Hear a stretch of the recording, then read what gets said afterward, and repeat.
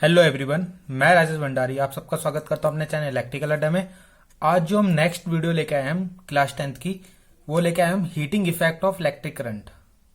ठीक है, करंट का हीटिंग इफेक्ट क्या होता है उसको आज हम पढ़ेंगे, जिसको हम जूल हीटिंग इफेक्ट भी बोलते हैं। क्या बोलते हैं? Joule heating effect.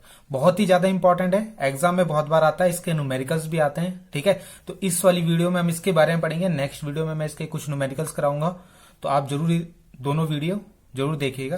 ठीक, तो क्या होता है, देखो करंट के आपने बहुत से इफेक्ट पढ़े होंगे, जिसमें से एक इफेक्ट है हीटिंग इफेक्ट, एक है मैग्नेटिक इफेक्ट। वो हम नेक्स्ट चैप्टर में पढ़ेंगे कि जो करंट होती है, अगर मान लो किसी वायर में आपकी करंट है, ठीक है, तो करंट फ्लो हो रहा है तो वो अपने चारों ओर एक मैग्नेट बनाती है।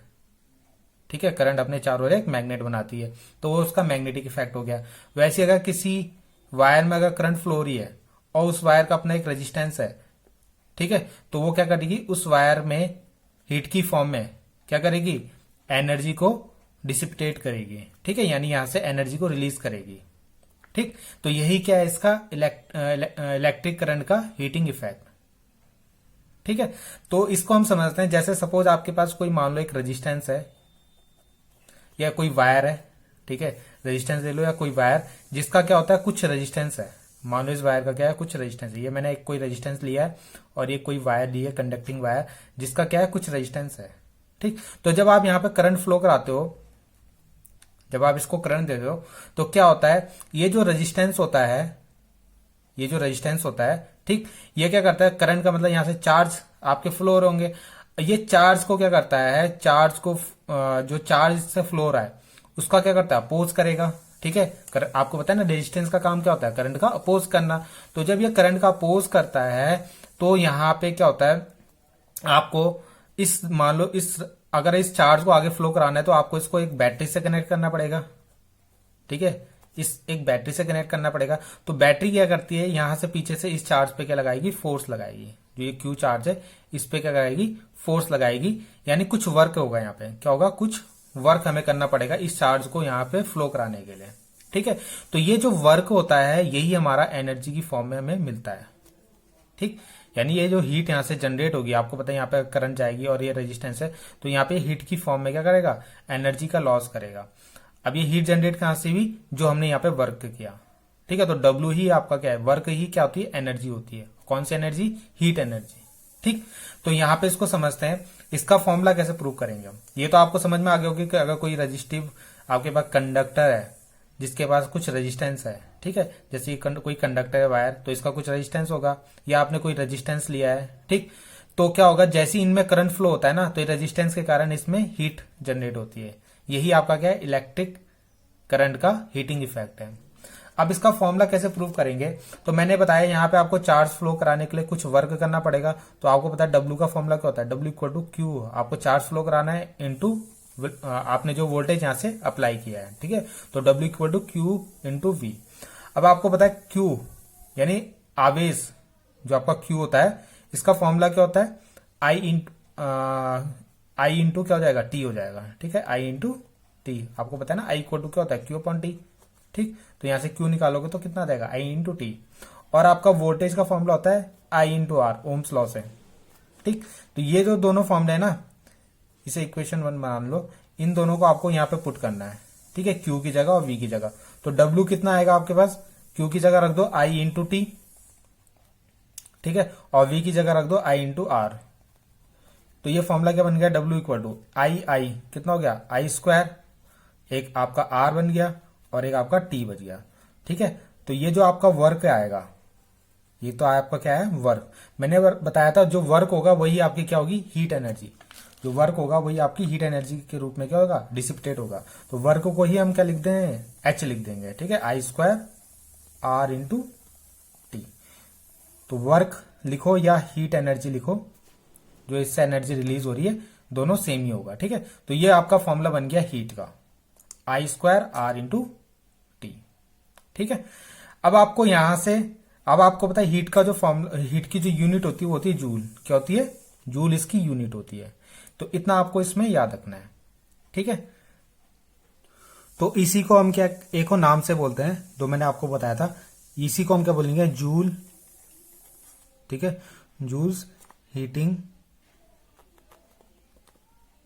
इफेक्ट। ठीक है, तो एग्जाम के लिए ना आपको ये फॉर्मूला याद रखना है, बहुत इंपॉर्टेंट फॉर्मूला है, इसी पे आपके न्यूमेरिकल होंगे। ठीक है, तो आपको यहां से क्या पता लग रहा है कि जो हीट है ना किस किस पे डिपेंड है। एक तो करंट के डायरेक्टली प्रोपोर्शनल है, यानी जैसा आप करंट बढ़ाओगे वैसी आपकी हीट भी बढ़ जाएगी। यानी किसी वायर से अगर आप जितना ज्यादा करंट फ्लो कराओगे उससे उतनी ज्यादा हीट क्या होगी, जनरेट होगी। पहला तो यही है। आपका जो हीट है एच वो डायरेक्टली प्रोपोर्शनल है रेजिस्टेंस के, यानी जितना ज्यादा इस वायर का रेजिस्टेंस होगा उतनी ज्यादा यहां से हीट क्या निकलेगी, आपकी जनरेट होगी। ठीक है, तो जितना ज्यादा रेजिस्टेंस होगा उतना ज्यादा हीट जनरेट होगी। अगला है हीट डायरेक्टली प्रोपोर्शनल होता है टाइम के, तो जितना ज्यादा टाइम के लिए आप यहाँ पे करंट फ्लो कराओगे उतनी ज्यादा हीट क्या होगी, जनरेट होगी। तो ये पॉइंट भी आपको याद रखना है कि हीट किस किस पे डिपेंड होती है, इस करंट पे, रेजिस्टेंस पे और टाइम पे। ठीक है, तीनों चीजों के बढ़ने पे हीट आपकी क्या हो जाएगी, इंक्रीज हो जाएगी। ठीक, अब हम देखते हैं इसके यूज कि हीटिंग इफेक्ट का हम यूज कहां करते हैं अपने डेली लाइफ में। ओके, तो सबसे पहला यूज हम देखते हैं इसका इलेक्ट्रिक फ्यूज में। इलेक्ट्रिक फ्यूज, ठीक है, फ्यूज आपने देखा होगा आपके घरों में लगे होते हैं। ठीक है, जैसे आपने अपने घर में स्टार्टिंग में एक बोर्ड देखा होगा, तो बोर्ड में आपने देखा होगा कि पहले यहाँ पे एक क्या होते हैं, फ्यूज होते हैं। ठीक है, और उसके बाद आपका क्या होता है, मीटर होता है। इस मीटर को बोलते हैं हम एनर्जी मीटर। ठीक है, तो ये आपके फ्यूज यहाँ पे लगे होते हैं स्टार्टिंग में।